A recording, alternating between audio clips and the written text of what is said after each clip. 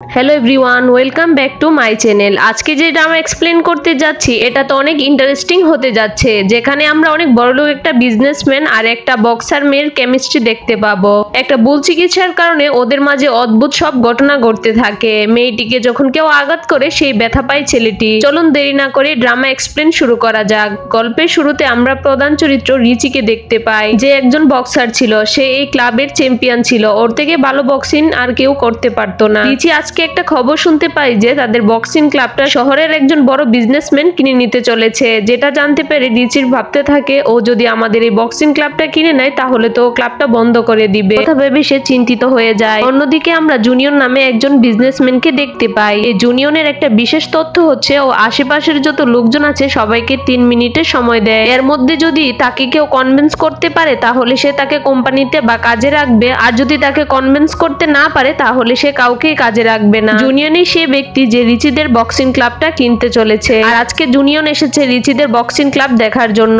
Boxing ক্লাবটা দেখে জুনিয়নের পছন্দ হয়ে যায়, আর ম্যানেজারকে বলে খুব দ্রুত এই বক্সিং ক্লাবটা সব কাগজপত্র রেডি করো, আমি এটা খুব তাড়াতাড়ি কিনতে চাই। এই কথা বলে যখন জুনিয়ন চলে যাচ্ছিল তখনই তার উপর থেকে একটা সাইনবোর্ড পড়তে যাচ্ছিল, আর এটা রিচি দেখে ফেলে।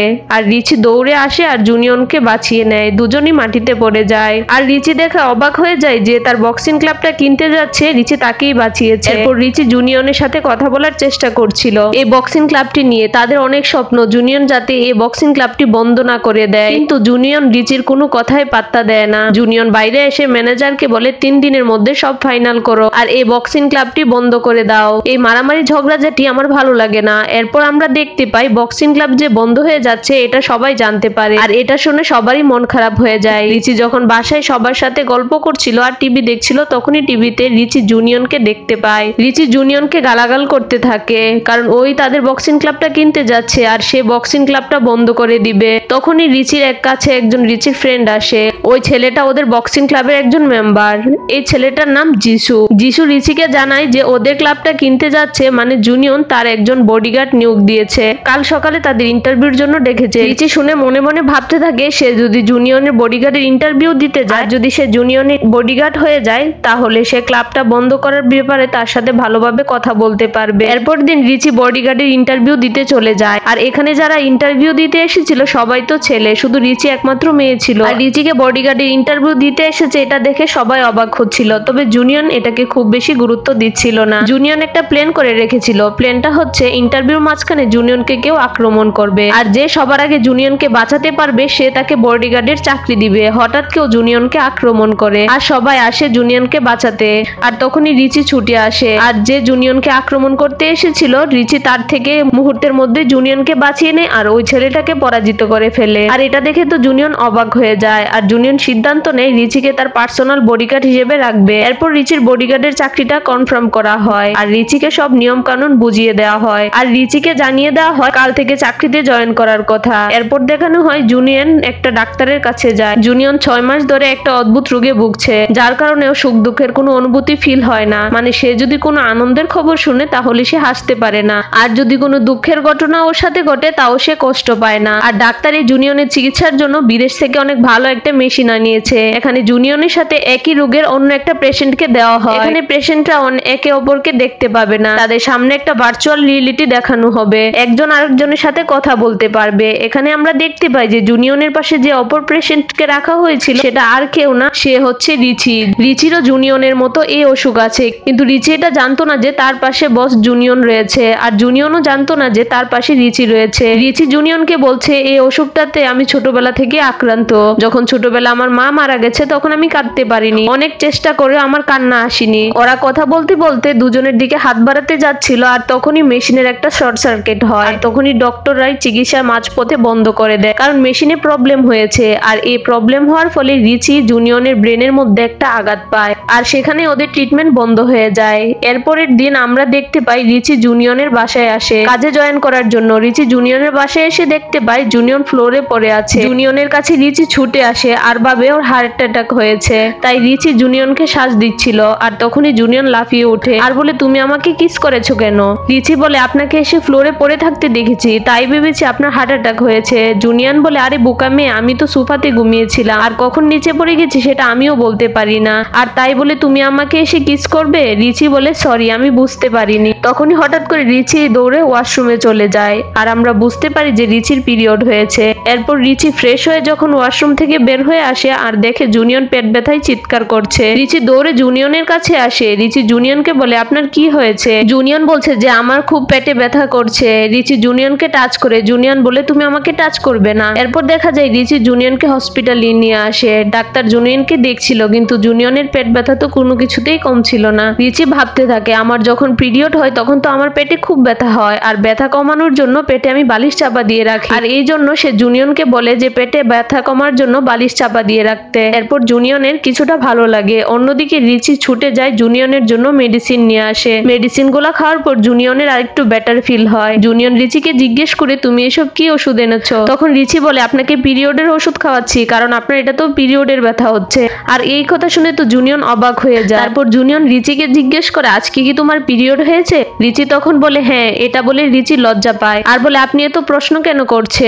বলে তোমার পিরিয়ড হয়েছে তাও তুমি কিভাবে এত ছুটাছুটি করছো? তোমার কি ব্যথা হচ্ছে? তখন বলে না আমার তো ব্যথা হচ্ছে না। তখন রিচিও চিন্তিত হয়ে যায় আমার তো প্রত্যেক মাসে পিরিয়ড হলে অনেক ব্যথা হয় তাহলে আজকে কেন করছে না? এরপর জুনিয়ন ভাবতে থাকে রিচি যখন বাইরে দৌড়াচ্ছিল তখন জুনিয়নের তো আরো বেশি ব্যথা করছিল। জুনিয়ন ভাবতে থাকে রিচির পিরিয়ড হয়েছে ও যদি দৌড়াদৌড়ি করে তাহলে ওর ব্যথা বাড়বে কিন্তু ব্যথা আমার কেন বাড়লো? রিচির এগুলো কোনো কিছুই ফিল হচ্ছিল না। সব ফিল হচ্ছে জুনিয়নের। জুনিয়ন রিচিকে টান দিয়ে বেডে শুইয়ে দেয় আর রিচির গাল টিপে দেয়। তাকে ব্যথা দেওয়ার চেষ্টা করে কিন্তু রিচির একটুও ব্যথা লাগছে না। গালে ব্যথা লাগছে জুনিয়নের। রিচি লজ্জা পায়। রিচি ভাবতে থাকে জুনিয়ন হয়তো বা তার গাল ধরার জন্য তাকে বেডে এনেছে। ভাবতে ভাবতে এখান থেকে রিচি চলে যায়। এরপর হসপিটাল থেকে একটু বাইরে হাঁটতে বেরিয়েছিল। তখন এটা নিয়ে রিচি একা একা হাসতে থাকে। জুনিয়ন এতক্ষণে বুঝে যায় যে রিচির গায়ে কোনো ব্যথা লাগলে ওই ব্যথা ফিল হয় জুনিয়নের। ওরা যখন বাইরে আসে তখন দেখে একটা বাচ্চা মেয়ের বেলুন গাছে আটকে যায় আর রিচি সেটা দেখে দৌড়ে আসে আর বাচ্চা মেয়েটার বেলুনটাকে নামিয়ে দেওয়ার জন্য গাছে উঠে যায়। রিচি যখন বাচ্চা মেয়ের বেলুনটা গাছ থেকে নামাতে যায় তখন রিচির হাতে একটা ব্যথা পায় আর সেই ব্যথা পায় জুনিয়ন। রিচি যে ব্যথা পেয়েছে সেটা সে বুঝতেও পারেনি। রিচি যখন গাছ থেকে নামতে যাচ্ছিল তখন সে পড়ে যাচ্ছিল আর তখনই জুনিয়ন তাকে কুলে নিয়ে নেয়। এরপর রিচি বাচ্চা মেয়েটিকে বেলুনটা দিয়ে দেয়।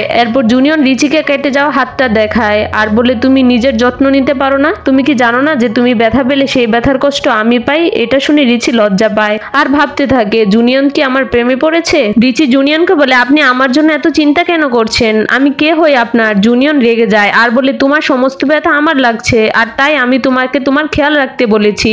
এখন থেকে ভালো করে নিজের খেয়াল রাখবে আর একটা আঁচড়ও যেন নিজের গায়ে না লাগে। রিচি বলে আপনি আমার এত খেয়াল কেন রাখছেন? আমি আপনার গার্লফ্রেন্ড। আমার উল্টো আপনার খেয়াল রাখা উচিত কারণ আমি আপনার বডিগার্ড। এর পরের সিনে আমাদেরকে দেখানো হয় জুনিয়ন অফিসে বসেছিল। জুনিয়নকে তার একজন এমপ্লয়ি বলছে আপনি একসাথে এতজন লোককে চাকরি থেকে ছাড়িয়ে দিতে পারেন না কারণ ওয়ার্কার গুলো আপনার কোম্পানিটা কাজ করে এত দূর নিয়ে এসেছে। জুনিয়ন বলে এই কোম্পানিটা আমার আর ডিসিশনটাও আমার। আপনি কি আমাকে এইসব কিছু বলার? আর এটা শুনে এমপ্লয়িটা খুব রেগে যায় আর একটা ফুলদানি নেয় জুনিয়নকে মারার জন্য। এটা দেখে রিচি গিয়ে জুনিয়নের সামনে দাঁড়িয়ে পড়ে আর জুনিয়ন রিচিকে সরিয়ে গিয়েও সামনে দাঁড়ায় কারণ রিচি ব্যথা পেলে তো ওই ব্যথা জুনিয়ন পাবে। এটা দেখে জুনিয়নের ম্যানেজার জুনিয়নকে বাঁচাতে যায়। জুনিয়নের ম্যানেজারের উপর ফুলের টপটি পড়ে। এরপর জুনিয়ন সিকিউরিটি গার্ড দিয়ে ওই লোককে অফিস থেকে বের করে দেয়। এরপর রিচি জুনিয়নকে বলছে একটা ভুলের জন্য আপনি এতগুলো ওয়ার্কারকে কাজ থেকে বের করে দিতে পারেন না, অন্তত আরেকটা সুযোগ তাদেরকে দেওয়া উচিত। তখন জুনিয়ন বলে আমি তোমাকে 3 মিনিট সময় দিলাম। এই 3 মিনিটের মধ্যে তুমি যদি ওদেরকে নিয়ে আমাকে কনভিন্স করতে পারো তাহলে ওদের চাকরিতে আমি রাখবো, আর যদি তুমি আমাকে 3 মিনিটের মধ্যে কনভিন্স করতে না পারো তাহলে তোমাকেও আমি চাকরি থেকে বের করে দিব। রিচিকে জুনিয়নের ম্যানেজার বাইরে নিয়ে আসে। রিচি জুনিয়নের ম্যানেজারকে জিজ্ঞেস করে 3 মিনিটের সময় কেন দিচ্ছে। জুনিয়নের ম্যানেজার বলে যে সবাইকে ও 3 মিনিটের সময় দেয় ওকে কনভিন্স করার জন্য, এর বেশি সময়ও দেয় না কারণ ছোটবেলায় ওর মা যখন মারা যায়, মারা যাওয়ার আগে ওর মায়ের সাথে ও শুধু 3 মিনিট কথা বলার সময় পেয়েছিল, 3 মিনিটই কথা বলতে পেরেছিল, আর তখন থেকে ওর মাথায় এই 3 মিনিটের সময়টা ঢুকে যায় আর সে কাউকে 3 মিনিটের বেশি সময় দেয় না। আসলে একটা জিনিস যখন ছোটবেলায় মানুষের মাথায় ঢুকে যায় সেটা খুব সহজে মুছে ফেলা যায় না। জুনিয়নের ম্যানেজার জুনিয়নের ব্যাপারে এত কিছু জানে কারণ জুনিয়নের ম্যানেজারের পাশাপাশি ও জুনিয়নের বেস্ট ফ্রেন্ড ছিল। এরপর দেখা যায় জুনিয়ন তার ম্যানেজারকে ব্যথার জায়গায় ওষুধ লাগিয়ে দিচ্ছে, কারণ ওদেরকে বাঁচাতে গিয়ে তো ম্যানেজারের ব্যথা লাগে। জুনিয়নের ম্যানেজার জুনিয়নকে জিজ্ঞেস করে, তুমি তোমার বডিগার্ডকে কেন বাঁচাতে গিয়েছিলে? বডিগার্ডের তো দায়িত্ব হলো তোমাকে বাঁচানো। জুনিয়ন বলে, ওকে আমি বাঁচিয়েছি কারণ ওর কোনো ব্যথা পেলে ওই ব্যথা কেন জানি আমি পাচ্ছি, বুঝতে পারছি না এটা কেন হচ্ছে। ওর শরীরে শারীরিক সব ব্যথা আমার করছে, এমনকি তার পিরিয়ডের ব্যথা আমার হচ্ছে, কিন্তু ওর ব্যথা হচ্ছে না। এটা শুনে ম্যানেজার হাসতে থাকে আর বলে, তুমি মনে হয় ওই মেয়েটার প্রেমে পড়েছো। এরপর একদিন জুনিয়ন যখন লাঞ্চ করছিল আর অন্যদিকে রিচি তার বক্সিংয়ের প্র্যাকটিস করছিল।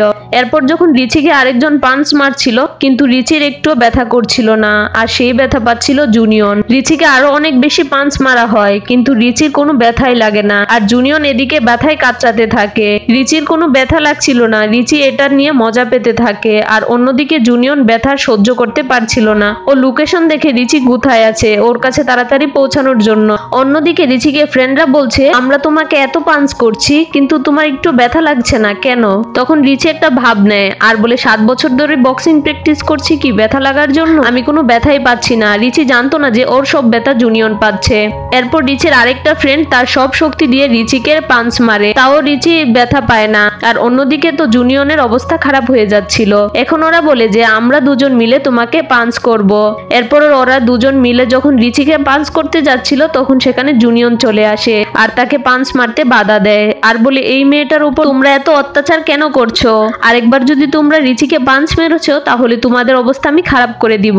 রিচি বলে, ওরা আমার বেস্ট ফ্রেন্ড, আমি তো এখানে প্র্যাকটিস করছিলাম। জুনিয়ন রিচিকে বলে, তুমি কি জানো তোমাকে কেউ ব্যথা দিলে সেই ব্যথা আমার লাগে? এইসব শুনে রিচির ফ্রেন্ডরা মনে করে যে রিচিকে মনে হয় জুনিয়ন খুব ভালোবাসে, আর না হয় রিচিকে এত কেয়ার কেন করছে। এরপর জুনিয়ন রিচিকে নিয়ে সেখান থেকে চলে যায়। জুনিয়ন রিচিকে তার বাসায় নিয়ে আসে আর বলে, আজ থেকে তুমি এখানেই থাকবে।